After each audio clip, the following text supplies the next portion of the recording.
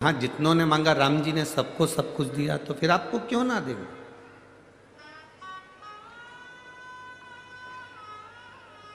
आपको मना थोड़ी ना है, आप मांगोगे आपको मिलेगा। मांगो, आपको क्या चाहिए।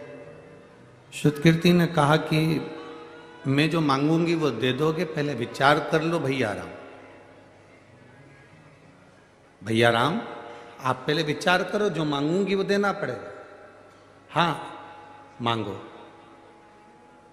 शुद्ध कीर्ति ने फिर कहा पक्का पक्का। सीता जी ने कहा शुद्ध कीर्ति, तू मेरी बहन होकर ऐसा बोल रही है, तू तो मांग ले जो चाहिए तेरे को राम जी से। शुद्ध कीर्ति ने कहा पहले मुझे संकल्प दो कि मैं जो मांगूंगी वो मुझे देना पड़ेगा। सीता जी कहती हैं ऐसी बात कर रही हो तुम तो कि संकल्प दो। कैकेयी को थोड़ा सा भय होने लगा। कैकेयी को लगा कि मैंने 14 वर्ष का वनवास राम जी को दिया था, कहीं ये शुद्ध कीर्ति वापिस राम जी को वनवास ना दे दे। उसे भय हो रहा, उसको भय उत्पन्न हो रहा।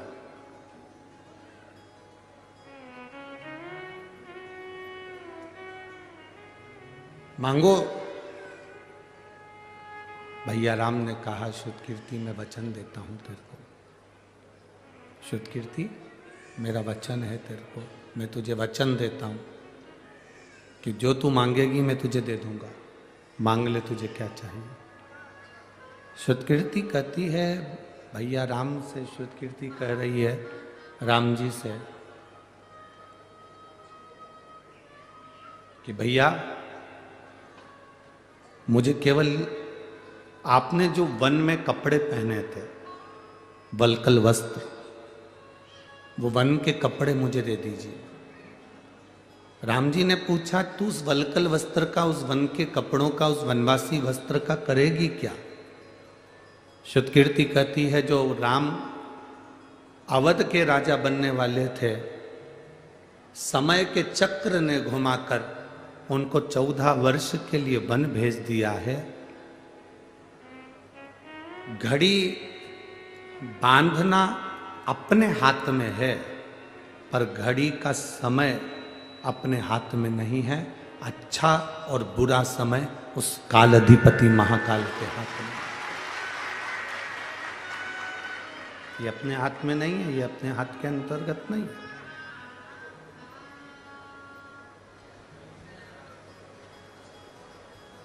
घड़ी बांधना अपने हाथ में हो सकता है, पर समय अपने हाथ में नहीं हो सकता।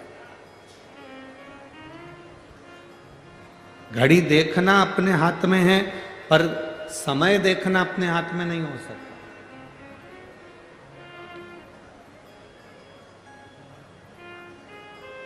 दुनिया का कितने से भी बड़े से बड़ा विद्वान व्यक्ति क्यों ना हो, बड़े से बड़ा ज्ञानी व्यक्ति क्यों ना हो, बड़े से बड़ा चतुर व्यक्ति क्यों ना हो, कितना बड़ा भी ज्योतिष आचार्य क्यों ना हो, कितना बड़ा भी विद्वान व्यक्ति क्यों ना हो,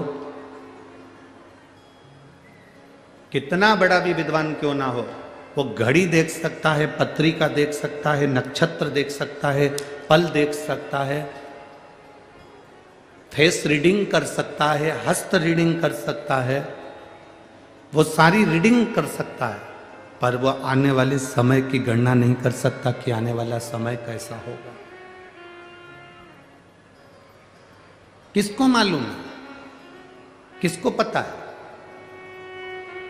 40 गांव वालों ने भी कभी नहीं सोचा होगा कि यह कथा 40 गांव में हो जाएगी। कभी सोचा था तुम लोगों ने? जितने लोग 40 गांव के बैठे हैं, कभी विचार करना।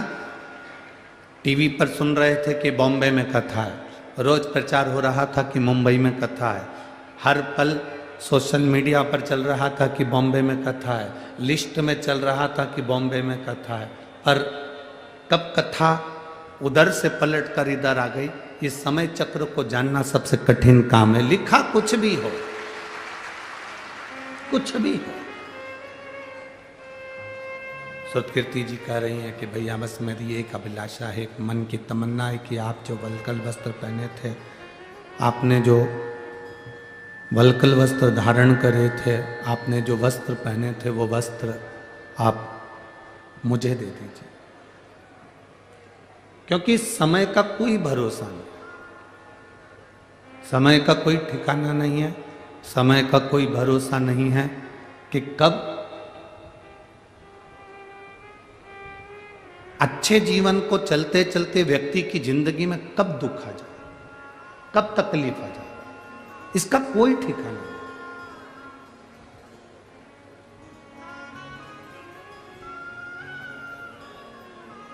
कई लोग कहते हैं गुरुजी हमारी जिंदगी में क्या दुख ही दुख है, हमारे जीवन में क्या तकलीफ है, हमारे जीवन में क्या कष्ट ही कष्ट है, हमारे जीवन में क्या परेशानी ही परेशानी है।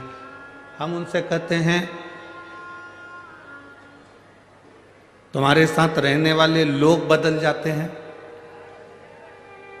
तुम्हारे दोस्त बदल जाते हैं, रोज भोजन करते हो तो सब्जी बदल जाती है, रोज महीने 2 महीने में तुम्हारे कपड़े बदल जाते हैं, 6-8 महीने में साल भर में तुम्हारा जूता चप्पल बदल जाता है,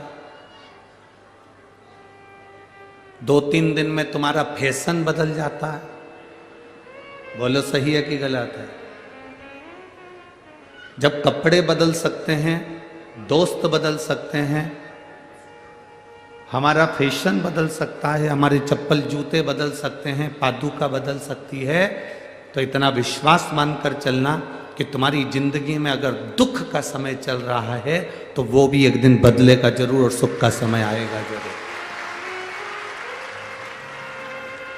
ऐसा नहीं कि दुख का समय बदलेगा नहीं, दुख का समय समाप्त नहीं होगा, तकलीफ का समय समाप्त नहीं होगा, कष्ट का समय समाप्त नहीं होगा, अच्छा समय आएगा, पर थोड़ा सा इंतजार हमको करना पड़ेगा।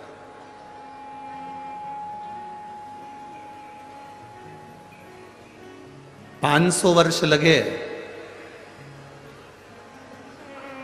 संघर्ष करते करते करते करते 500 वर्ष हो गए, और संघर्ष करते करते जब 500 वर्ष हुए, 500 वर्ष का संघर्ष करने के बाद राम अवध में वापिस विराजमान हो रहे हैं, तो ये हमको एक बल मिलता है कि जीवन में एक ना एक दिन पलटते जरूर है, एक ना एक दिन समय बदलेगा जरूर, निश्चित है बदलेगा।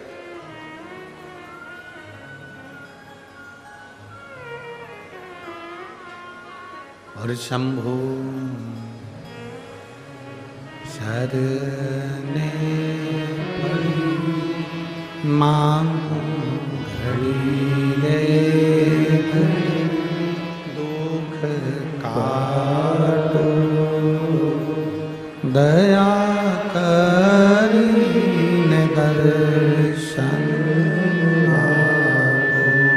थोड़ा मिठास नहीं आ रही है, गला पकड़ रहा है वो। शंभु शरणे पड़े मांगू घड़ी रे दुख काटो, दया करीने दर्शन। समय बदलता है और निश्चित है बदले।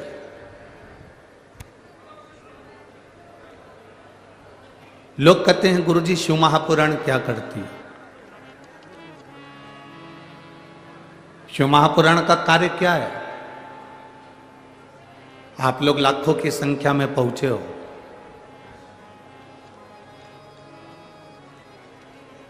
माननीय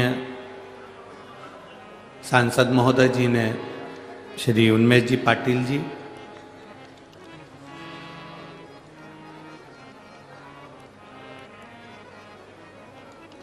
जितनी कथाएं हमने करी है, उन कथाओं में जलगांव में जो कथा हुई, उस कथा से भी बड़ा दुगना पंडाल यहाँ 40 गांव में लगाया, पर भक्तों का सैलाब है, भक्तों का सैलाब है यहाँ पर, बहुत भारी संख्या में आप लोग आए। हम तो सोचे थे कि कई लोगों को तो सूचना ही नहीं मिली होगी कि 40 गांव में कथा है। तो हम आशीष से बोले थे कि 40 गांव में कथा है, कई लोगों को तो सूचना ही नहीं पहुंचेगी, सूचना ही नहीं मिलेगी।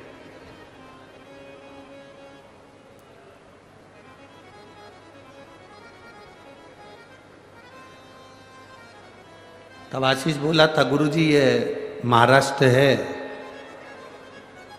संतों की पवित्र भूमि है, यहाँ के भक्त संत को, परमात्मा को, भगवान को ढूंढ ही लेते हैं।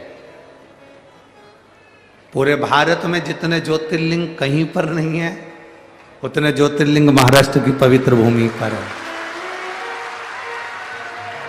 तो ये तो शिव की उदारता है, भगवान शंकर की करुणा है।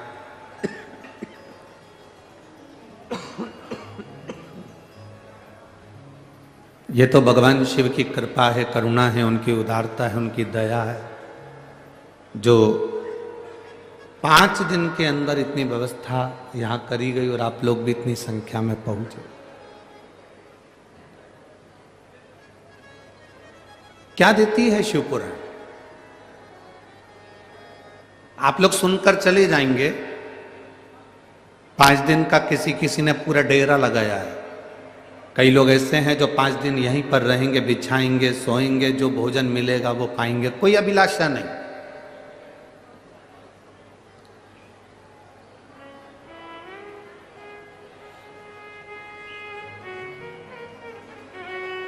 कोई कांच लेकर, कंगा लेकर कोई नहीं आया। सब भगवान की कथा सुनने के लिए आए हैं और दिल से सुनना है। और हमने पहले भी कथाओं में कहा है, आज फिर कहते हैं, कथा के पंडाल में 5 दिन 7 दिन की जो शिव महापुराण की कथा होती है, उसमें जो लोग कथा के पंडाल में डेरा लगा कर बैठते हैं, वो केवल कथा के पंडाल में नहीं बैठते। ये कथा का पंडाल नहीं है। भारत की भूमि की जितनी पवित्र नदियां हैं, जितने पवित्र तालाब हैं, जितने पवित्र सरोवर हैं, जितने ज्योतिर्लिंग हैं, जितने तीर्थ हैं, भारत की भूमि के जितने ज्योतिर्लिंग, जितने तीर्थ, जितनी नदी, जितने तालाब, जितने सरोवर हैं, ये सारे के सारे भारत की भूमि के सारे नदी, तालाब, सरोवर, तीर्थ सब 5 दिन के लिए 40 गांव के इस पवित्र प्रांगण में आकर विराजमान हो जाते हैं।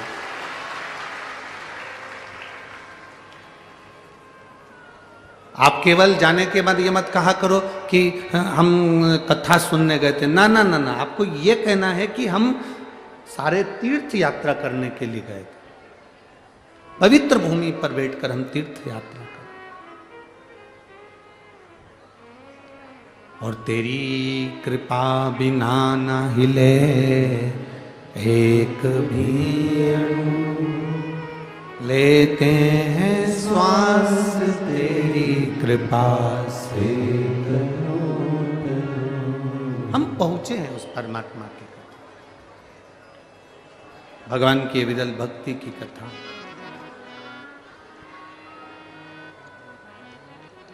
शिव तत्व कह रहा है। क्या देती है शिव पुराण? क्या प्रदान करती है शिव महापुराण? शिव महापुराण की कथा में स्वयं वेद व्यास जी ने लिखा, उमाखंड के अंदर जो जीव भगवान की कथा को श्रवण करने के लिए शिव महापुराण के पंडाल में पहुंचता है और हृदय से कथा का रस स्वादन करता है, जिस कामना से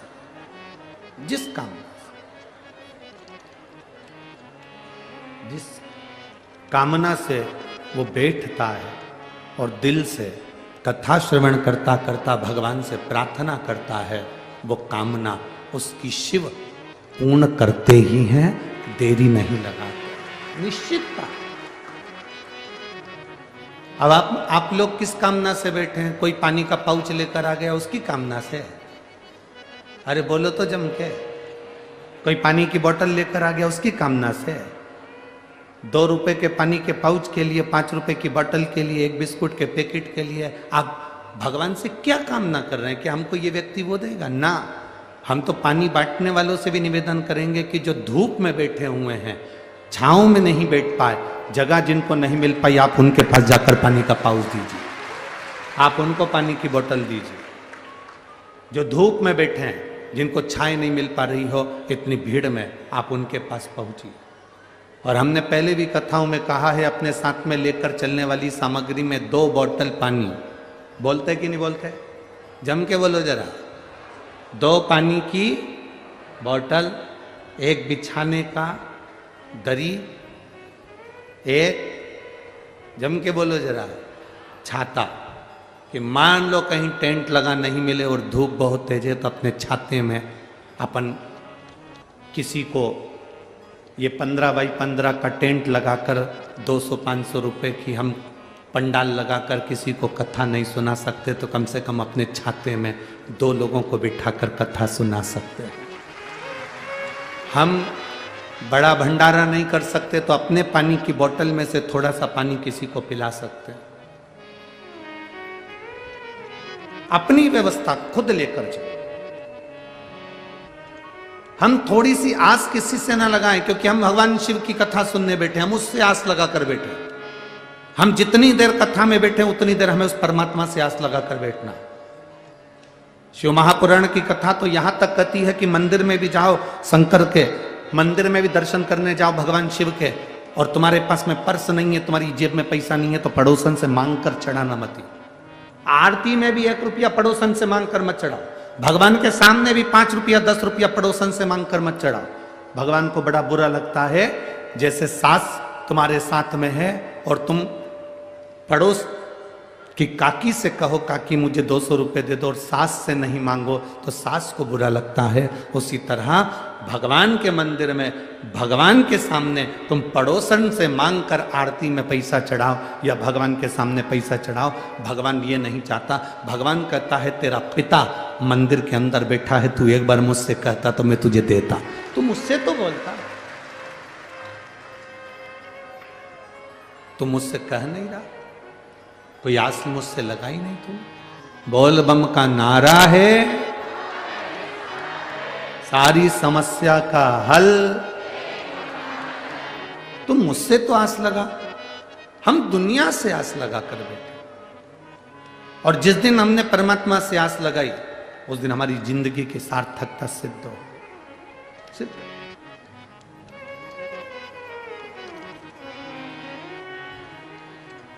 दिल से सुनो, थोड़ी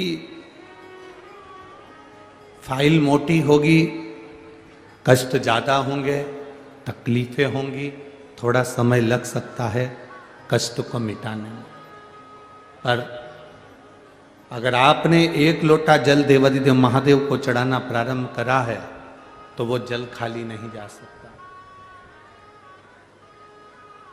वो जल खाली नहीं जाएगा।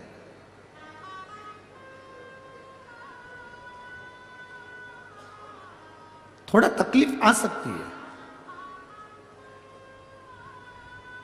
एक सिद्धता का भाव अपने भीतर प्रकट करो, जैसे देवराज नाम का ब्राह्मण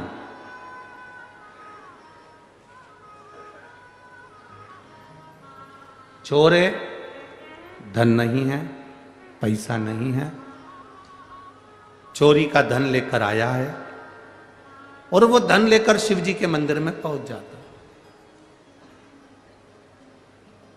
इसको भी नहीं मालूम कि मेरी माता शंकर के मंदिर में 1 लोटा जल चढ़ाती रहे। आप में से कई माताएं ऐसी बैठी हैं, आप में से कई भाई ऐसे बैठे हैं कि घर के लोगों को भी मालूम नहीं पड़ने देती कि किसको साड़ी दिला देती है, कौन बहन बेटी को पाँव की पायल दिला देती है, किसको पानी पिला देती है, किसको भोजन करा देती है, भूखे को अन्न का दान दे देती है, पर किसी को मालूम नहीं पड़ने देती। आप में से कई माताएं ऐसी बैठी, आप में से कई भाई लोग ऐसे बैठे हैं कि किसी को नहीं मालूम पड़ने देते कि कब कौन सा पुण्य कर कर चले जाते।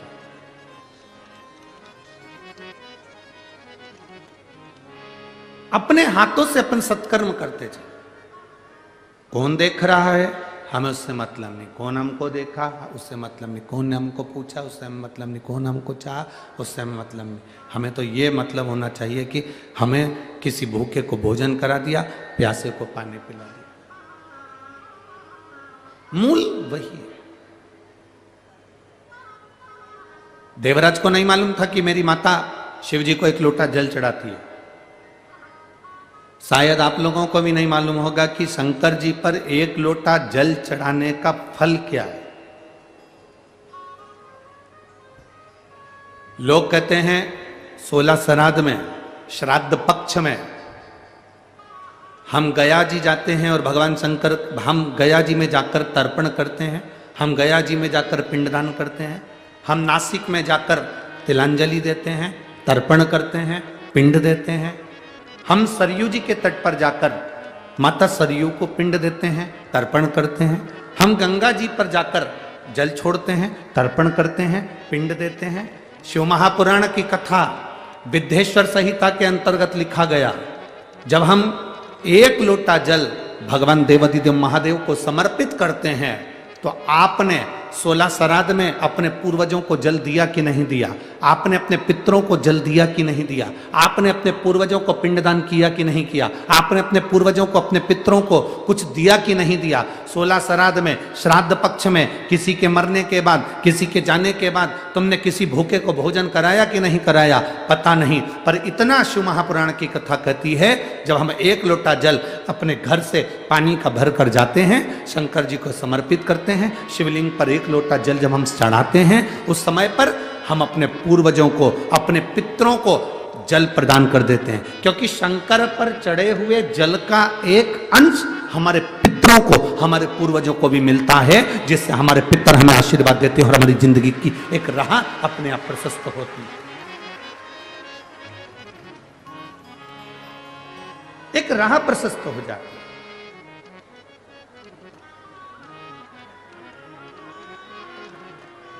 हम वो जल जो शिव जी को समर्पित कर रहे हैं, भगवान शंकर को दे, भगवान देवाधिदेव महादेव को समर्पित कर रहे हैं, वो जल खाली नहीं जाता। आपका दिया गया एक लोटा जल आपके पूर्वजों के हिस्से में भी जाता है। शिव जी पे चढ़ाए गए एक लोटे जल में से एक अंश आपके पितरों को भी प्राप्त होगा। अच्छा चलो एक बात आपसे पूछें, 40 गांव वाले सब उत्तर देना जरा अच्छे से, हो बड़ा ध्यान से उत्तर देना।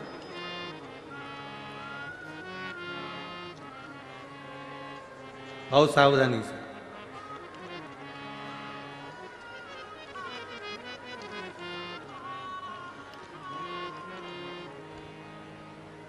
ये कार्यकर्ताओं से निवेदन है, आप लोग जो चल रहे हैं फिर रहे हैं बार बार, आप लोग अपनी जगह पर बैठ जाओ, और जिनको पानी देना है उनसे निवेदन है कि आप बाहर जो धूप में बैठे हैं, गर्मी में बैठे हैं, आप उनको पानी दीजिए। और जितने कार्यकर्ता खड़े हैं वो सब बैठ जाएं, कोई भी कार्यकर्ता खड़े नहीं रहेगा। यहाँ जितने भक्त कथा सुनने आए हैं ये सब शंकर के भक्त हैं, ये अपने आप व्यवस्था जमा लेते हैं। बार बार जाने आने का काम खत्म करिए और आप लोग बैठकर कथा का आनंद लीजिए। यदि किसी का स्वास्थ्य खराब होता है तो उसके लिए वहाँ पर कार्यकर्ता खड़े होंगे, वो स्वयं व्यवस्था कर लेंगे। आप लोग अपनी जगह पर बैठकर कथा का लाभ लीजिए। 40 गांव में ये बार बार कथा नहीं मिलने वाली है। आज पहला दिन चले जाएगा, 4 दिन की कथा में, आखिरी दिन सुबह का टाइम हो जाएगा, चले जाएंगे। महाराज जी 3-4 दिन की कथा आप लोगों को प्राप्त होगी। आप क्यों अपना आनंद छोड़कर यहाँ वहाँ भटक रहे हो? दिल से सुनो, दिल से।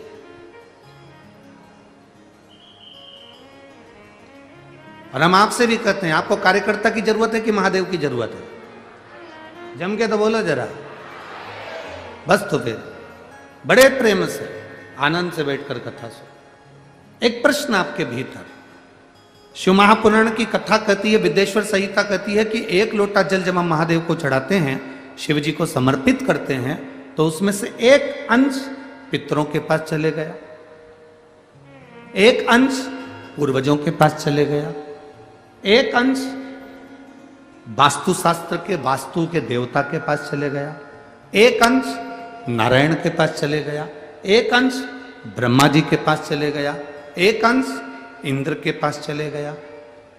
विद्येश्वर संहिता कहती है कि शंकर जी पर समर्पित जल के 33 कोटि देवी देवताओं के हिस्से हो जाते हैं केवल एक लोटे जल में से, एक लोटा जल में से। 33 कोटि देवताओं के हिस्से हो जाते हैं एक लोटा जल में से। अब आपसे प्रश्न यह है, जब से शिव महापुराण की कथा टीवी पर चालू हुई, जब से शिव महापुराण की कथा भारत के लोगों ने, विश्व के लोगों ने सुनना प्रारंभ करा, जब से शिव महापुराण की कथा लोग श्रवण करना प्रारंभ करे, सुनना प्रारंभ करे, तब से आज तक, और उसके पहले का समय निकाल कर देखना, पहले जब आप किसी को पत्रिका दिखाते थे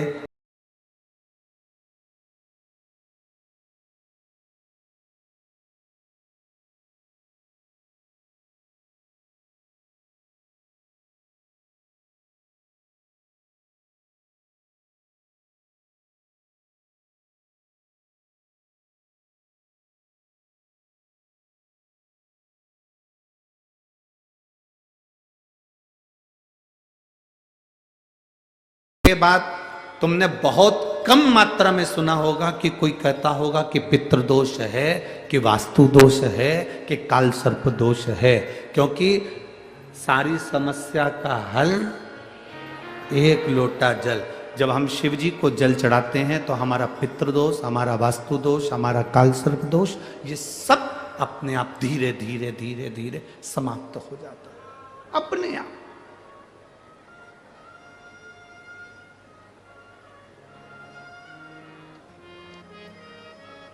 धीरे धीरे समाप्त। आपको भटकना नहीं पड़ता।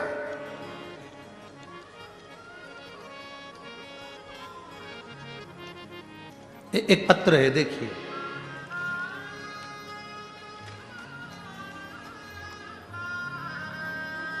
मेरा नाम ज्योति भूषण भोलाणे, धूले रोड, पोस्टल कॉलोनी, 40 गांव। कहीं बैठे हैं क्या? कहीं बैठे हो तो हाथ हिलाइएगा।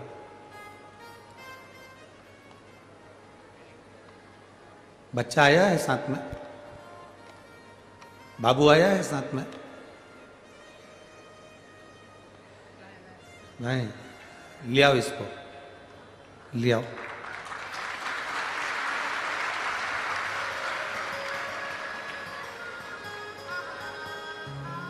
गुरुजी, मेरा नाम ज्योति भूषण भोलाणे, धूले रोड, पोस्टल कॉलोनी, 40 गांव। मेरा मोबाइल नंबर ये है। मेरा लड़का है कार्तिक। मैं 40 गांव की रहने वाली हूँ गुरुदेव। जिस गांव के भाग्य खुल गए, आप शिव महापुराण की कथा करने के लिए आए। गुरुदेव, मैं इस 40 गांव की रहने वाली हूँ। मेरा बेटा कार्तिक 4 साल का है। 2021 में जनवरी को उसकी तबीयत अचानक खराब हो गई,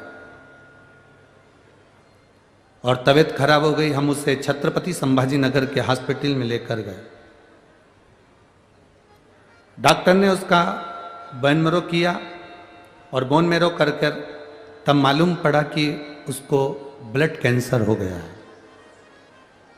मेरे 4 साल के बच्चे को जैसे ही ब्लड कैंसर का सुना, तब बहुत हम लोग घबरा गए, और उसे तुरंत नासिक के नमो हॉस्पिटल में लेकर गए। वहाँ 3-3 महीने में 7 बार उसको केमो किया गया।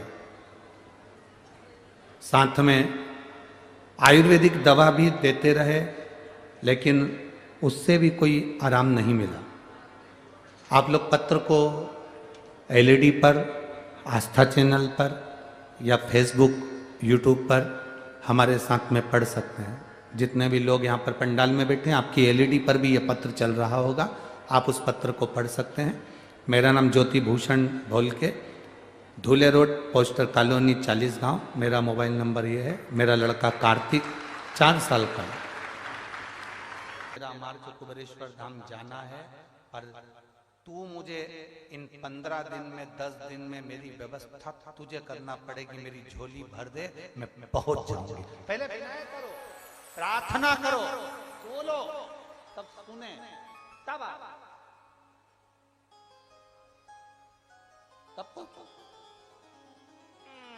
अब विनय तो करो, अब बोलो तो।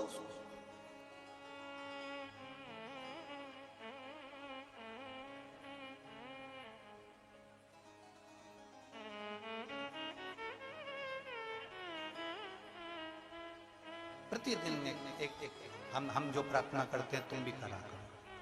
मालूम है प्रार्थना हम जो बोलते हैं भोलेनाथ जी से, यहाँ आने से पहले हम शंकर जी से बस केवल 2 बात बोल कर आते हैं। बाबा, याद है आपको, स्त्री की गोद और पुरुष जेब कभी खाली मत रखना। इतनी मेरे भोले बाबा, स्त्री की गोद कभी खाली मत रखना। उसको 30 साल, 35 साल, 40 साल भी अगर संतान नहीं हुई है तो मेरे शंभु शिव महापुराण की कथा को अगर वो सुनने के लिए बैठा है, ऐसी कृपा करना कि उसकी गोदी में लाल जरूर देना। ऐसी कृपा। पुरुष की जेब खाली ना रखना, उसकी जेब कभी खाली मत रखना। स्त्री की गोद खाली रहती है तो उसको बहुत सुनना पड़ता है, और पुरुष की जेब खाली रहती है तो उसको भी बहुत सुनना पड़ता है। लोग धुतकारते हैं। स्त्री को भी अगर बच्चा नहीं है तो धुतकार देते हैं। कोई अपने बच्चे उसकी गोद में नहीं देता। पुरुष की जेब खाली है तो कोई नहीं पूछता, धुतकार। दोनों, स्त्री की गोद भरी रहे और पुरुष की जेब खाली। तू कृपा, तू दया, और कृपा की ना होती जो आदर तुम्हारी, तो सोनी रहती आदर तुम्हारी। गरीबों के दिल में जो जगह तुम न पाते, तो किस दिल में होती इबादत तुम्हारी। उसकी कृपा, उसकी दया। मुदगल बाबा ने बहू की थाली में देखा, उसने पत्तल उठा कर दे दिया। पिताजी ये लीजिए। थाली दुर्वासा बाबा को दिया। परीक्षा लेता है मेरा भोलेनाथ। पशुपति व्रत करे, 6 दियों में दिया लगा दिया। पशुपति व्रत करा, प्रसाद छोड़ कर आया। माचिस घर रह गए, पूजन का सामान रह गए। कभी कभी थाली रखी थी सुबह की पूजन की, उसको किसी ने धो दिया। भगवान चाहता है अभी तेरे व्रत पूरे नहीं हुए, एक आध व्रत और बढ़। कभी कभी 6 की 6 दिए लगे थे सब में, हवा के चलते से पूरे 6 की 6 जल गए।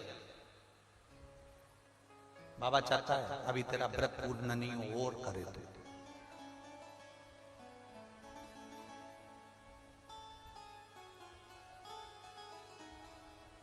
इतनी जल्दी पूर्णता नहीं।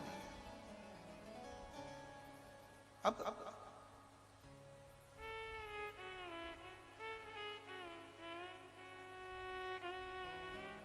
एक बहन ने लिखा,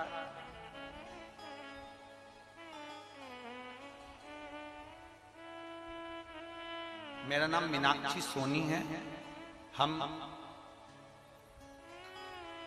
अक्षयगढ़ राजस्थान से हैं।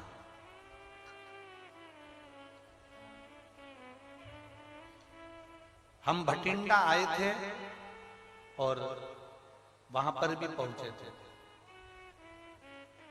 हमने वहां भी पत्र भेजा था, कहीं बैठी हो तो हाथ हिला सकते हैं। आप ही हैं? श्री शिवाय नमस्तुभ्यम।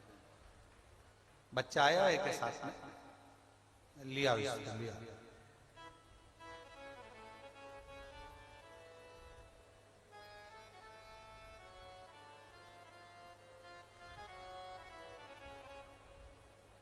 गुरुदेव, बेटी तो थी हमारी, पर हमारे घर में पुत्र की प्राप्ति नहीं थी। आए दिन लोग ताना देते थे, अपशब्द कहते थे। कथा सुनकर हमने शिव मंदिर जाना चालू करा, शंकर जी को जल चढ़ाना प्रारंभ करा, तो लोग कहते थे क्या भोलेनाथ पुत्र दे देगा क्या? तेरे भाग्य में पुत्र है ही नहीं। हमने पहला पशुपति व्रत करा, सफल नहीं हुआ। दूसरा पशुपति व्रत करा, सफल नहीं हुआ। तब हमने पशुपति व्रत छोड़े नहीं, बाबा से हमने रुककर फिर पशुपति व्रत करा, और बाबा की कृपा से मेरे घर में पुत्र रत्न की प्राप्ति हुई। मैं बाबा को प्रणाम करने की। गुरुदेव, दुनिया बड़ी विचित्र है, शब्द के बाण बहुत छोड़ते। मेरी जीजी, ये संसार है ही ऐसा जिसमें समझना मुश्किल है। समझना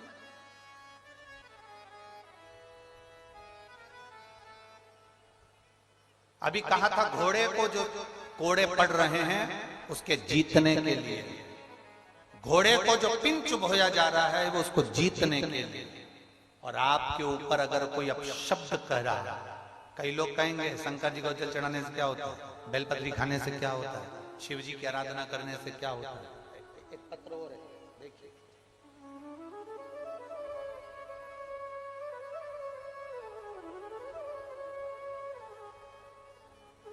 मेरा नाम बंसल गोस्वामी है, मेरी उम्र 25 वर्ष है। मैं फतेहाबाद जिला गांव जाड़वाला बांगड़ की रहने वाली हूं। कहीं बैठी हो तो हाथ हिला सकते हैं। मेरा नाम बंसल गोस्वामी है। आप ही? श्री शिवाय नमस्ते। मेरा नाम बंसल गोस्वामी है, मेरी उम्र 25 वर्ष है। मैं फतेहाबाद जिला गांव जाड़वाला बांगड़ की रहने वाली हूं। 2020 में मेरा लीवर डैमेज हो गया, इन्फेक्शन हुआ। इन्फेक्शन के बाद में जांच हुई तो मेरे लीवर ने काम करना बंद कर दिया। उसका असर किडनी पर भी पड़ना चालू हो गया और लीवर पूरी तरह से डैमेज हो गया। लीवर ने काम करना बंद कर दिया। डॉक्टरों के हिसाब से हम दिल्ली लेकर गए और वहां पर जांच कराई। डॉक्टर ने कह दिया इसका लीवर काम नहीं कर रहा है, अन्न की इसको एलर्जी है, ये गेहूं जिंदगी भर नहीं खा सकता। तब हम वहां से वापिस लौट कर आ गए, दवाइयां लेकर आ गए। डॉक्टर कहते हैं कि तुम्हें जिंदगी भर गेहूं नहीं खाना है, तुम्हारा लीवर काम नहीं कर रहा है, लीवर पूरा डैमेज हो चुका है। हम वहां से वापिस आ गए, पर हमारा मन नहीं माना, अब करें तो करें। तब एक किसी के कहने पर हमने शंकर जी के मंदिर में जाना प्रारंभ करा और शिव जी को जल चढ़ाना प्रारंभ करा। शंकर जी को जल चढ़ाते उसका आचमन करते, शिव जी को जल चढ़ाकर आचमन करते। समय गुजरता गया, मार्च 2021 आ गया। गुरुदेव, मार्च 2021 में हमने पहला पशुपति व्रत करा और हम पहली बार सीहोर पहुंच गए। सीहोर में जाकर वहां से रुद्राक्ष लाए, कंकर शंकर लाए, उसकी आराधना करने लगे। उस रुद्राक्ष को तांबे के कलश में गला लेते, शिव जी को चढ़ा देते और उसका पानी हमने पीना प्रारंभ करा। बाबा का मैं क्या गुणगान करूं गुरुदेव।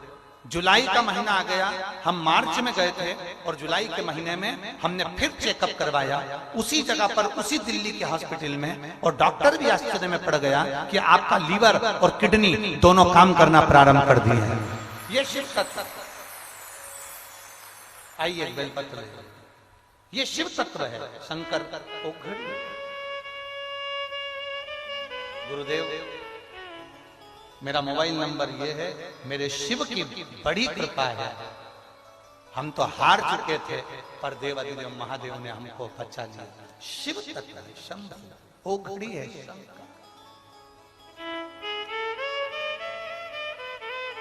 कल आज हमारे गोविंद जी बता रहे थे, पत्र उन्होंने भेजा था।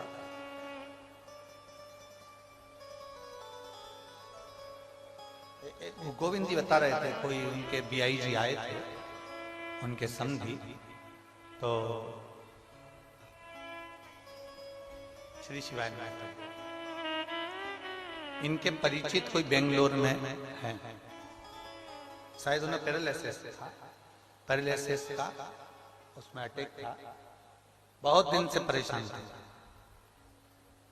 बता रहे थे कि कल तारा बाबा की कुटिया से जो कथा चल रही है, उस कथा को उन्होंने पहली बार श्रवण करा उनकी माता ने, और पहली बार श्रवण कर कर वो व्हील चेयर से खड़ी हुई और उनके मन में बल और विश्वास प्रकट हुआ और उनका शरीर ठीक हुआ। बहुत शिव तत्व।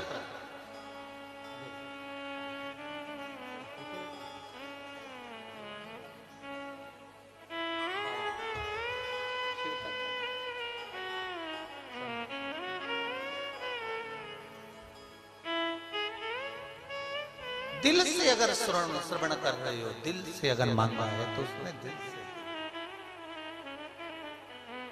जितने विश्वास के साथ शिव महापुराण की कथा को सुनते हो, उतने विश्वास से मेरा देवाधिदेव महादेव तुम्हारी झोली भरता है, उतने विश्वास।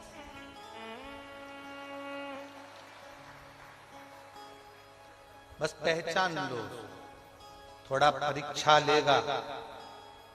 कोई फाइल ज्यादा मोटी होती है तो उसको पढ़ने में समय लगता है, तो जज भी कह देता है अगली तारीख।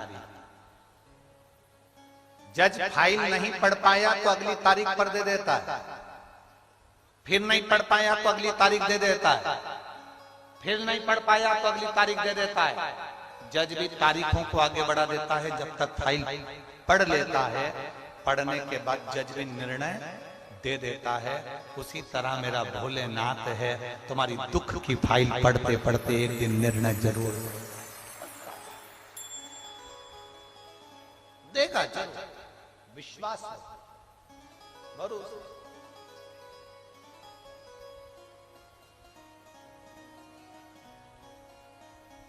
विश्वास नहीं टूटना। कितने लोग हैं जो शंकर जी को रोज जल चढ़ाते हैं? हाथ उठा। सभी हो, रख लो, रख लो। काफी दर्द जाना चाहिए। प्रतिदिन अपने घर से निकलकर हाथ में जल का पात्र लेकर अपने बच्चों से भी कहो कि एक लोटा जल चढ़ा। अपने घर के बहु बच्चों को भी बोलो, पति को भी बोलो, एक लोटा जल चढ़ा।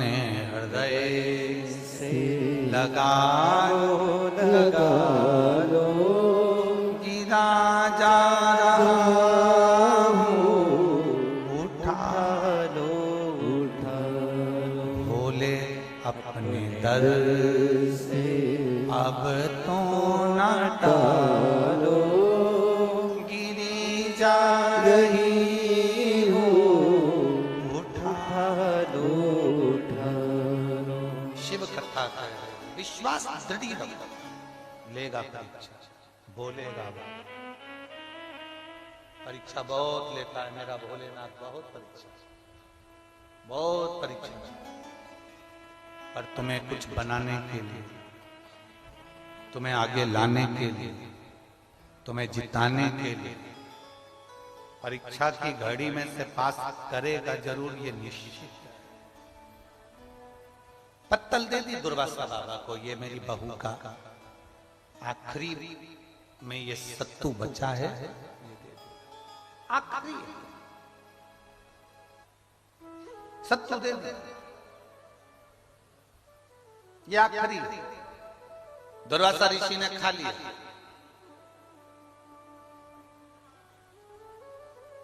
मुदगल ऋषि ने बहू का चेहरा नहीं देखा था, पर दुर्वासा जी ने बहू का चेहरा देखा। शिव पुराण कहती है, अतिथि आए ना, सबसे पहली मुस्कुराहट घर में किसी को ना हो, पर बहू के चेहरे पर होना चाहिए।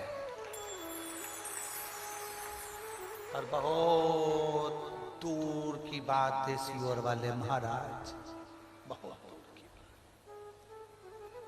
अतिथि आए, मेहमान आए, बहन बेटी आए, रिश्तेदार आए, संत आए, साधु आए, गुरुजन आए, घर में कोई अतिथि कोई आ गया, सबसे पहली मुस्कुराहट घर की बहुओं के चेहरे पर होना चाहिए। घर की बहुओं के चेहरे पर मुस्कुराहट होना चाहिए।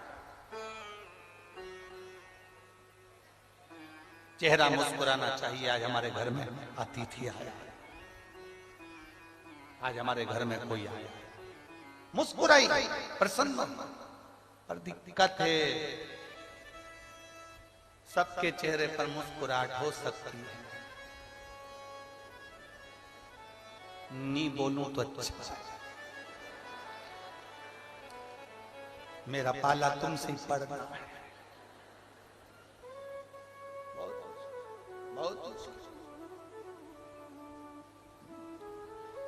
कईयों को लगता है कि अब आ गए तो काम फैल गया, काम बढ़ गया, भोजन बनाना पड़ेगा, इनके बच्चों का कितना फैलाएंगे, घर में कचरा ही कचरा कर जाएंगे, सब दूर फैला जाएंगे, सब दूर काम ही काम दिखेगा। अब सुबह जल्दी उठना पड़ेगा, इनकी चाय बनाओ, नाश्ता बनाओ, भोजन बनाओ, ये करो वो करो। कौन आता है, कौन बुलाता है, महज भ्रम है, करता सब तारा बाबा है। ये हमारे महज भ्रम है। कौन कर रहा है, कौन करा रहा है? तुम कर रहे हो, तुम करा रहे हो।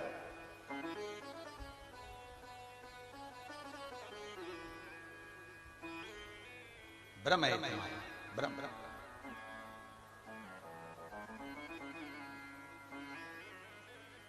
प्रसन्न होना चाहिए बहु।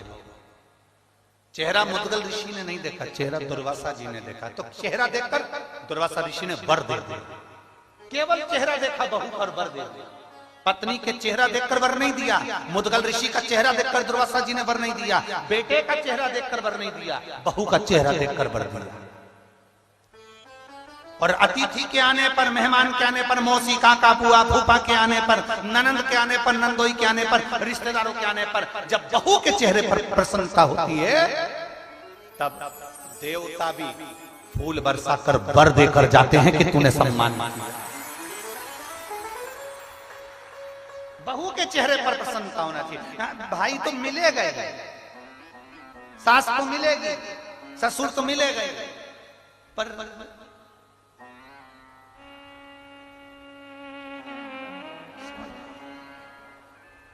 मिलना किसको है? जिस सास के जाने के बाद जिससे पाला पड़ने वाला वो सम्मान करेगी ना, तो एक चेहरे पर रौनक का, एक आनंद। दुर्वासा ऋषि ने पत्नी का चेहरा देखकर वर नहीं दिया, मुदगल ऋषि का चेहरा देखकर दुर्वासा जी ने वर नहीं दिया, उनके बेटे का चेहरा देखकर दुर्वासा जी ने वर नहीं दिया, बहू का चेहरा देख और बहू का चेहरा देखकर वर दे दिया।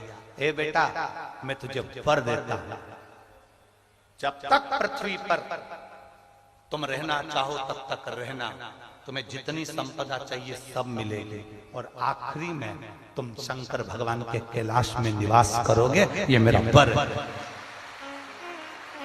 ये मेरा वर। और बेटा, मुदगल ऋषि दान करते ना, उनका कमाया हुआ था, उनने दान किया। बेटा दान करता था तो ये बाप का दिया हुआ बेटे को मिलता, तो बेटे ने दान किया। पत्नी दान करती ना, पति का हक था तो पत्नी दान करती।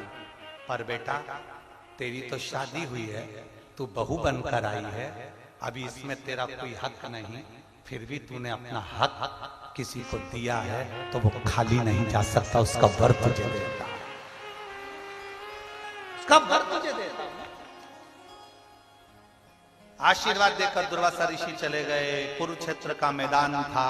समय आया, समय आने पर उसी कुरुक्षेत्र की पवित्र भूमि के उसी प्रांगण के अंतर्गत युधिष्ठिर ने एक बार यज्ञ रखा।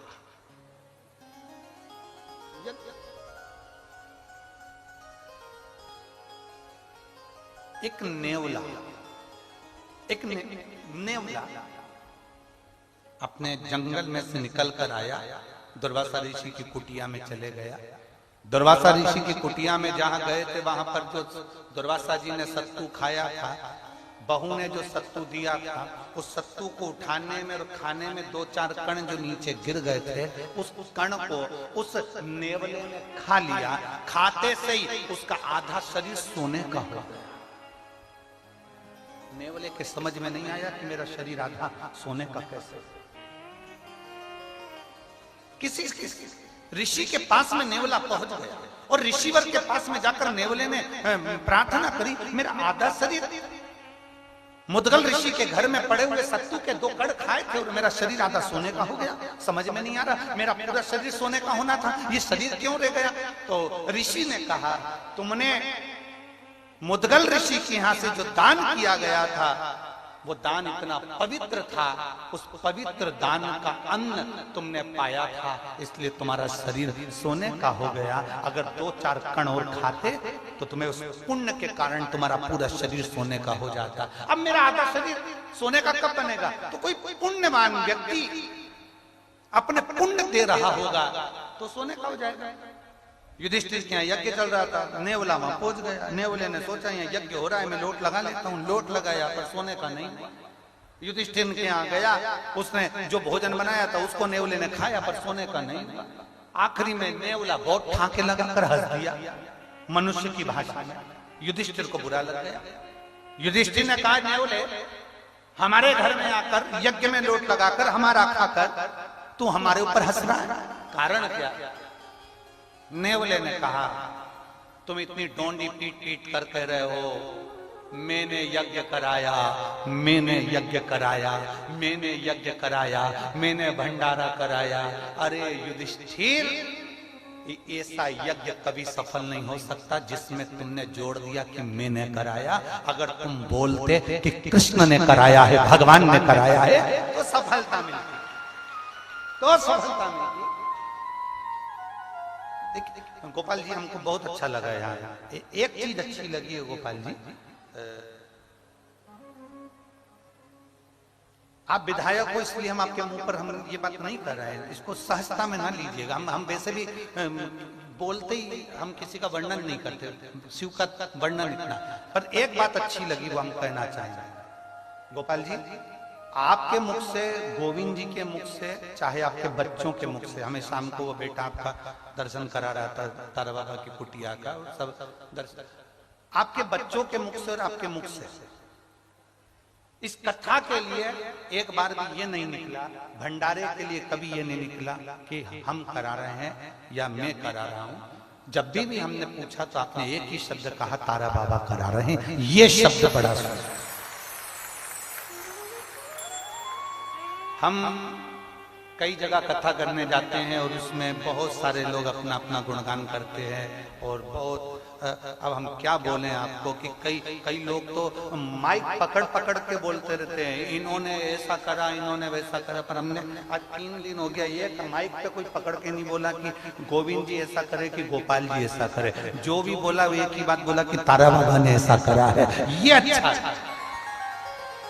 और यहाँ कई लोग सुनने वाले बैठे होंगे जो बाहर कथा सुनकर आए होंगे, उनने भी सुना होगा माइक पकड़ पकड़ के, भैया जी ने इतना कर दिया, भंडारा चला दिया, ये कर दिया। पर इस भूमि पर तारा बाबा की कुटिया में ये शब्द हमें सुनने को नहीं मिला, ये शब्द सुनने को नहीं मिला। इसकी बड़ी प्रसन्नता, बड़ी प्रसन्नता, दिल से, तहे दिल से आपको बधाई हमारी ओर से, बहुत बहुत। ये प्रसन्नता कभी करना पड़ेगा कि हम चावल के कितने दाने भगवान शंकर को समर्पित कर दें कि भोलेनाथ हमारे पितरों को तृप्त कर दे। हम तृप्त नहीं करेंगे, हमारी सामर्थ्यता नहीं है कि हम पितरों को तृप्त कर सकते।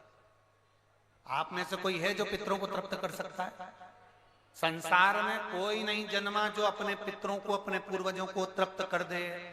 गया जी का पिंडदान कर लो, तर्पण कर लो, तिलांजलि दे दो, घर में ब्राह्मण भोज करा दो, साधु भोज करा दो, संत भोज करा दो, तुम दुनिया भर का सारा 50 काम कर लो, उसके बाद भी तुम पत्री का किसी को दिखाओगे तो वो भी कह देगा तुम्हारे यहाँ, फिर वापिस कहेगा कि पितृ दोष है। अब तुमने अभी इतना अनुष्ठान करा, इतना पिंडदान करा, इतना तर्पण करा, इतनी तिलांजलि करी, इतना इतना सब कुछ करा, इसके बाद वापिस पितृदोष आ गया, फिर वापिस पितृदोष। क्यों? दुनिया में ऐसा कोई नहीं जन्मा जो अपने पितरों को तृप्त कर। आप अपने घर के लोगों को तृप्त नहीं करते, जो जिंदा हैं वो उनको बोलो री भाई, जीजियो सही है कि गलत है? जो जिंदा हैं, माँ बाप अपने बेटे के लिए कितना भी कर ले, कितना भी, आखिरी में एक दिन बेटा कह देता तुमने हमारे लिए क्या करा। बहू के लिए कितना कर लो, आखिरी में बहू कह देगी वो तो जेठानी को ज्यादा करती है, देवरानी को ज्यादा करती है, हमको करती है, अपनी ननद को ज्यादा करती है, बेटी को ज्यादा करती है, बेटी को लगता है कि बहू को ज्यादा करती है, दामाद को लगता है बेटी को ज्यादा करती है, नाती पंती सबको कितना भी कर लो तुम, अपने अड़ोसी पड़ोसी तुम्हारे रिश्तेदारों को तुम कितना भी दे लो, कितना भी कर लो, पर जब ये तृप्त नहीं हुए तो वो बोलो तो कैसे हो जाएगा? अपनी सामर्थ्यता है, अपनी सामर्थ्यता है कि अपन तृप्त कर ले उनको? अपनी कोई सामर्थ्यता नहीं है कि अपन पितरों को तृप्त कर ले, या अपनी सामर्थ्यता के अंतर्गत नहीं, ये अपनी सामर्थ्यता नहीं है कि हम अपने पूर्वजों को, अपने पितरों को तृप्त कर। तृप्त कौन करेगा?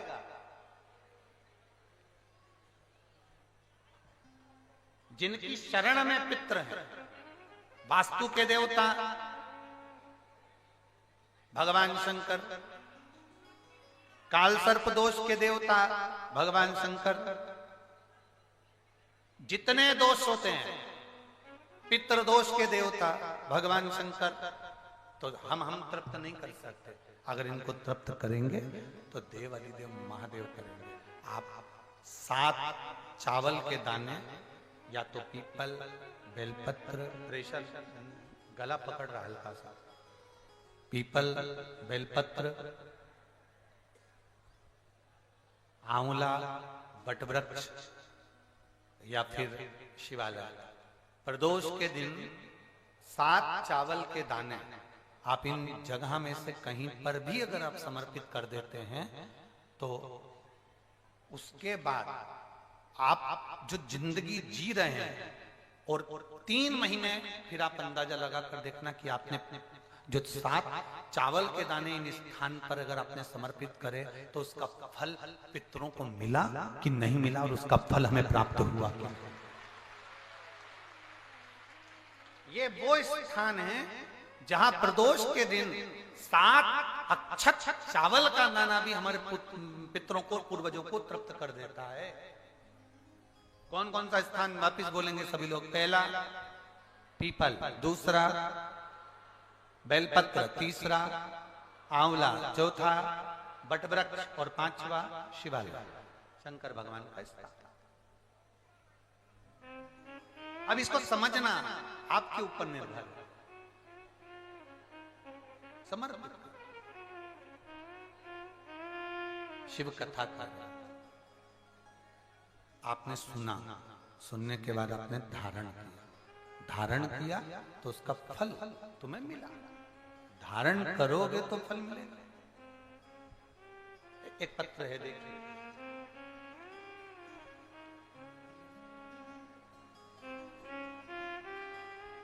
मेरा नाम अन्नपूर्णा मिश्रा है। मैं अन्नपूर्णा मिश्रा, मैं खूंटी झारखंड से हूं। झारखंड में खूंटी स्थान है। मैं खूंटी झारखंड से हूं। कहीं बैठी हो तो हाथ हिला सकती हैं। बच्चा आया है साथ में, लिया उसको। मैं खूंटी झारखंड से हूं। बाबा मैं बाबा शिव बाबा का क्या गुणगान करूं गुरुदेव। मेरा बेटा जिसकी आयु 10 वर्ष है, उसके मूत्रालय के स्थान पर एक बड़ी गठान हो गई थी और हम डॉक्टर को दिखाए तो जितने डॉक्टरों को हमने जांच कराई सभी डॉक्टरों ने कहा इसकी गठान को निकालना पड़ेगा, ऑपरेशन करना पड़ेगा और वह गठान जांच के लिए जाएगा। बड़ा टेंशन हो गया गुरुदेव। अब परिवार में ये सब चीजें आज तक हमने नहीं सोचा था कि ऐसा भी क्या होता है। और उसकी जांच कराने के लिए हम लोग उसको गठान का ऑपरेशन का जब बोला गया, हमारी आंख में आंसू भर गए। ऑपरेशन इतने छोटे से बच्चे का, 10 साल के बच्चे का कैसे करा दे।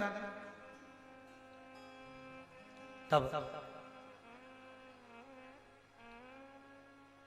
मेरे एक परिचित ने मुझसे कहा ऑपरेशन बाद में कराना। सियोर वाला महाराज कथा कहता है अपने बेटे को भी टीवी पर सुनाओ, तुम भी सुनो और वो जो बोले वैसा अपने को करना। हमने आपके कहने पर शंकर भगवान को जल चढ़ाना प्रारंभ करा, बेलपत्र खिलाना प्रारंभ करा। गुरुदेव आपने एक भभूति का उपाय बताया था भस्म का, वो हमने किया और बाबा की कृपा से जब भस्म का प्रयोग करना प्रारंभ किया तो वो प्रयोग के कारण केवल 22-23 दिन निकले। उस समय पर हमें लगा कि गठान और बढ़ रही है, पर थोड़ा समय और निकला और बाबा की कृपा से जब जांच कराई तो बच्चे की गठान गायब हो चुकी थी और वो गठान नहीं थी।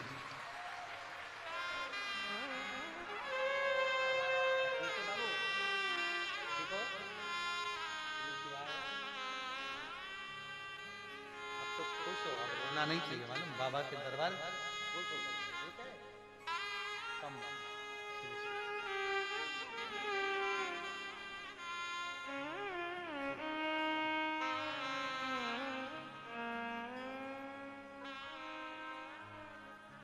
पत्र में लिखा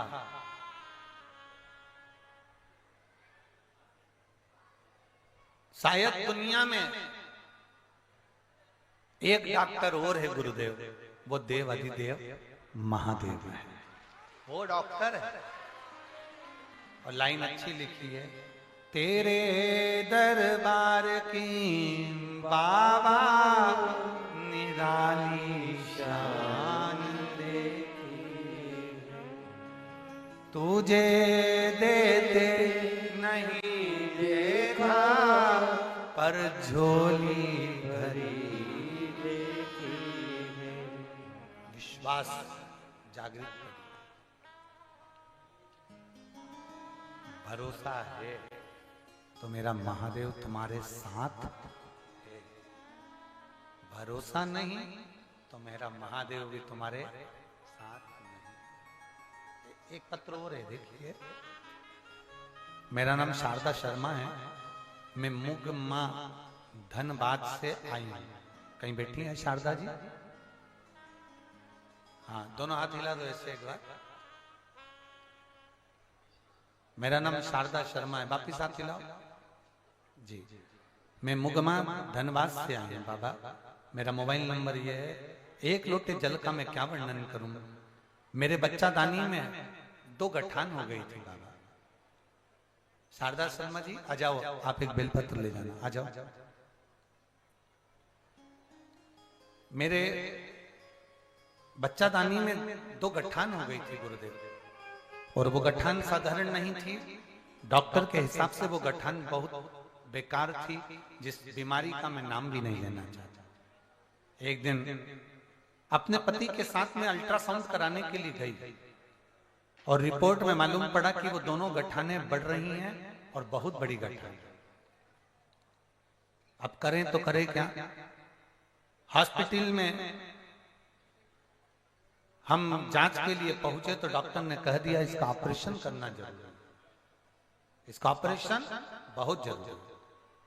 अगर इसका ऑपरेशन नहीं हुआ तो मालूम कैसे पड़ेगा कि कौन बीमारी है? ऑपरेशन करना।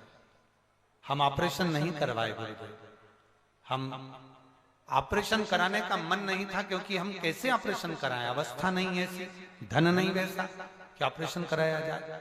हम हॉस्पिटल से वापिस आ जाए और अपने घर आकर अपने पति से कहे कि हम कैसे ऑपरेशन करा लें, 2 गठानें बड़ी बड़ी हैं।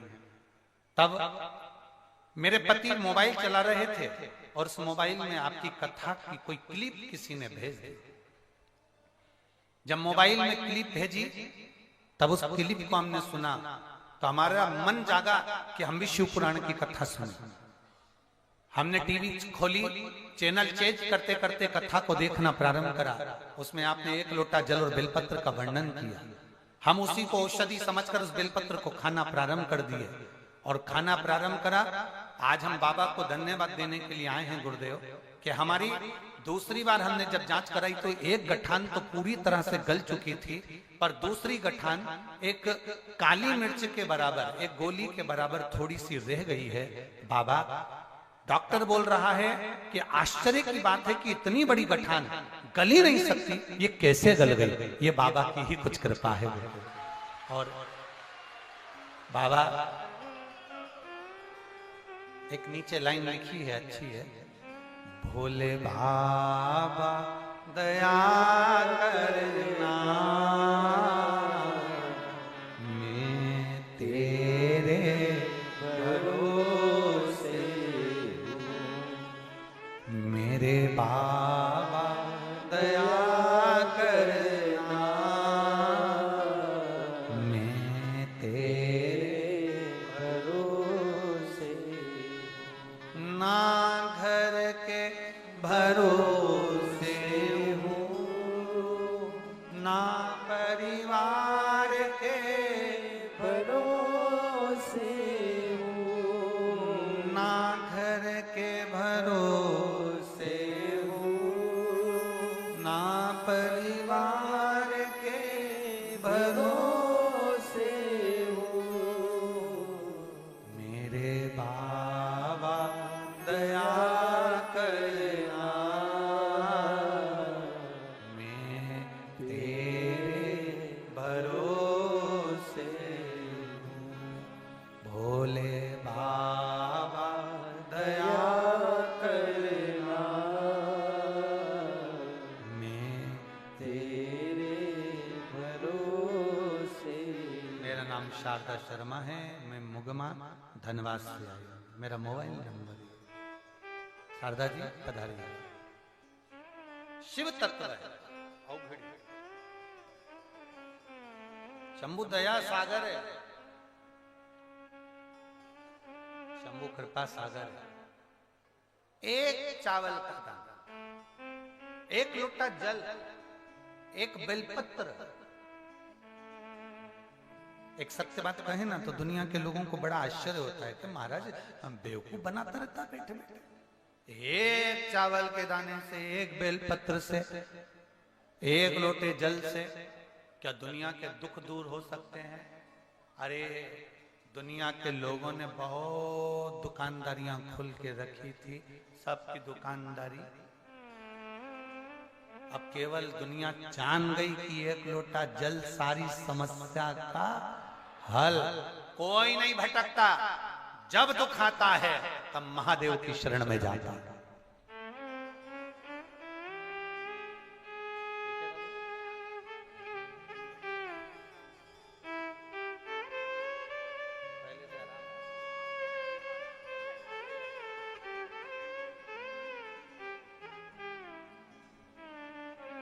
सारी दुनिया समझ में अब ढोंग, प्रपंच, छल, कपट, दिखावा सब बंद हो गए। अंधविश्वास सब बंद हो गए। जब तकलीफ आए तब शिव के द्वार। और मेरी जीजियों, मेरे जीजाओं, मेरी बेटियों, मेरे बेटाओं, मेरी माताओं, आप सबसे निवेदन करूंगा दिल से, जब तुम्हारी जिंदगी में दुख आए, तकलीफ आए, तब दोनों हाथ पुकार कर उसको एक बार हर हर महादेव। अब लोग उसका भी विरोध करते हैं। गुरुजी क्या है आप दोनों हाथ उठाकर हरे हरे महादेव कहलवाते हो, हर हर महादेव बुलवाते हो? ये भूलना चाहिए। फिर किसी ने विरोध करा, स्त्री को तो दोनों हाथ उठाकर हर हर महादेव बोलना नहीं चाहिए। हर चीज का विरोध है, सियोर वाला महाराज बोलेगा और विरोध होगा। अरे भैया, केवल सियोर वाले महाराज ने दोनों हाथ नहीं उठवाए। पांडवों की सभा में, कौरवों की सभा में जब द्रौपदी का चीर खिंचा रहा था, पूरा चीर खिंचा चुका था, द्रौपदी का चीर आखिरी सिरे पर था, तब द्रौपदी ने दोनों हाथ ऊपर कर कर नारायण को पुकारा था कि अब तू आजा मुझे बचाने के। अब मेरे को कोई बचाने वाला नहीं है, अब मुझे कोई बचाने वाला नहीं बचा, अब तुझे आना है। पानी में डूबते हो ना, तो डूबने वाला व्यक्ति मुंडी ऊपर करता है कि पांव ऊपर करता है कि हाथ ऊपर करता है? बोले, जम के बोले जरा।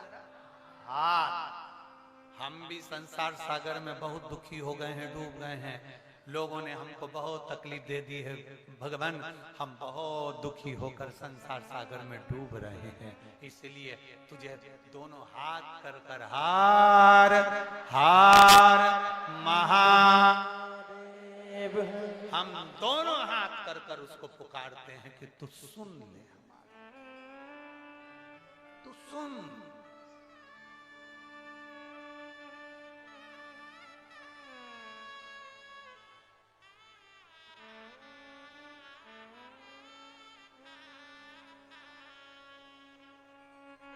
और उसको सुनाना है। हमें दुनिया से मतलब नहीं है। हम आपसे फिर कहेंगे, हमें दुनिया से मतलब नहीं कि कौन क्या कह रहा है, कौन क्या कर रहा है, कौन क्या बोल रहा है, कौन क्या चाहता है। हमें दुनिया से मतलब नहीं। आग लगे बस्ती में, अपन रहो मस्ती में, क्या किसको रोइए, चादर तान के सोइए। कोई तुमसे कहे मंदिर जाने से क्या मिलेगा, शंकर जी को जल चढ़ाने से क्या मिलेगा, ये तो महाराज तो ढोंग प्रपंचा करता है, क्यों मंदिर जाते हो? तो उससे कह देना, तुझसे कहा, तुझे बोला, तेरी मर्जी पड़े तो तू जा, तेरी मर्जी पड़े मत जा। मैं चाहे ये करूं, मैं चाहे वो करूं, मैं अपने मन से बहुत मिलेंगे। हमारे धर्म में तो हफ्ते में एक बार जाते हैं, तुम रोज रोज क्यों जाते हो? उसने कहा फिर हफ्ते में एक बार ही चरा करो। हम रोज खाते हैं, इसलिए रोज बाबा के दरवाजे पर जाते हैं। तुम हफ्ते में एक बार जाते हो, हम रोज जाते हैं। हमारा सनातन धर्म रोज मंदिर जाना सिखाता है, हमारा सनातन धर्म रोज नहाना सिखाता है, हमारा सनातन धर्म रोज देवालय शिवालय को प्रणाम करना सिखाता है, हमारा सनातन धर्म रोज प्रतिदिन माता पिता के चरणों को प्रणाम करना सिखाता है, हमारा सनातन धर्म दुनिया के दुख को हरना सिखाता है, और हमारा सनातन धर्म कभी झुकना नहीं सिखाता है। वो सनातन धर्म, ये मेरा सनातन धर्म है। हमने तुमसे नहीं पूछा कि शंकर को दूध चढ़ाने से क्या फायदा होगा, इतना दूध दूसरे को पिला दो। हम तुमसे नहीं पूछने आए, तुम अपने औलाद को दूध पिला लो, वही बहुत है। हम महादेव को दूध चढ़ा रहे हैं, ये हमारे ऊपर बाबा की कृपा है। इतना दिया मेरे बाबा ने, इसलिए मैं शंकर पर दूध चढ़ा रही हूं। तुम्हारे पास नहीं है, इसलिए अपने बच्चों को दूध पिला लो, उतना ही दिया है तुम्हें। मेरे बाबा ने मेरे पर कृपा करी है, और देता है तो छप्पर फाड़ कर देता है, देता है छप्पर फाड़ कर। साधारणता से वो बहन ने एक पत्र में लिखा, उस बहन ने पत्र में लिखा, तो वो बैठी हूं, उनने पत्र में लिखा, जो बंगाल से आई हैं, उन्होंने लिखा पत्र में, खड़गपुर से जो आई हैं बंगाल से, उन्होंने लिखा 2018 से धक्के खा रही पूरा परिवार, नाते रिश्ते कुटुंब कबीले सबने धोखा दिया। तब आखिरी में शंकर का मंदिर पकड़ा, शिव का द्वार पकड़ा, और बेटी की शादी नहीं हो रही थी, शादी हुई। बेटे का जॉब नहीं था, इस 2018 से जो मंदिर में जाना चालू करा, बेटे का जॉब लगा, और मेरे कोई काम नहीं था, तो भगवान ने मेरे को गाड़ी दिला दी, और वो गाड़ी से काम चल रहा है। ये शिव कृपा नहीं तो और क्या। एक बहन ने पत्र में लिखा, उसके पत्र में उसने लिखा कि मेरा पूरा सामान चले गया था, मेरा गाड़ी, सामान, मेरा घर सब चले गया था, सब कुछ, उसका घर, जमीन सब चला गया।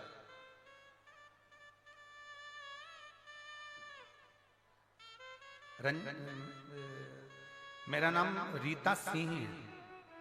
मैं बिहार जमुई जिला से आई हूं। कहीं बैठी हैं? आप ही हैं? दोनों हाथ हिला दो। मेरा नाम रीता सिंह है। मैं बिहार जमुई जिला से आई हूं। गुरुदेव, मैं बाबा का क्या वर्णन करूं गुरुदेव। हमको इतना दे दिया मेरे बाबा ने कि उनके लिए शब्द नहीं है गुरुदेव।